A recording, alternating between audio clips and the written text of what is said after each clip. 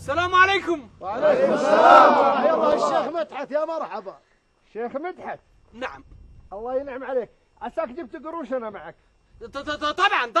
طبعا القروش موجوده، هلا مع سكرتيري في الشنطه، بس الحقيقه كان اللي ياخذ رضاعه ما عاد في حليب، غلي الحليب فكان يرضع منقع.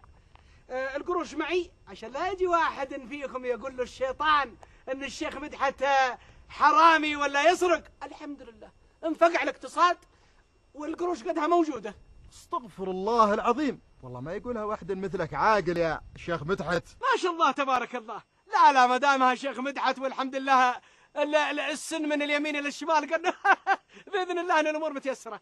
عموما انا واثق انكم بتعيدون استثمار المبالغ معي مره اخرى عشان تستفيدون اكثر، فابغاكم تصفون واحد ورا الثاني، وكل ما نعطيه واحد قروشه يرجعها عشان ينفق على الاقتصاد. اقول يا شيخ مدحت والله ما هم معكم المره دي، نبغى فلوسنا ريال ينطح ريال، صح يا جماعه؟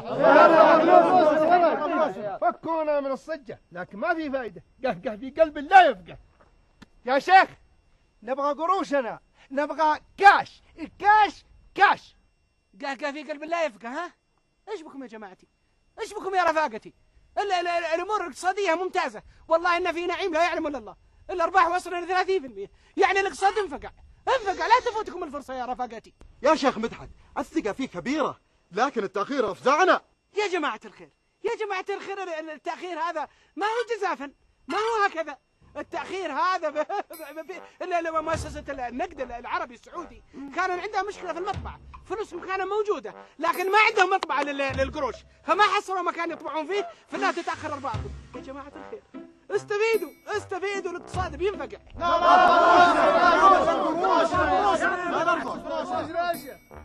على نخرتي ذا الحين وزع عليكم الفلوس، على الوراء در سترك يا رب.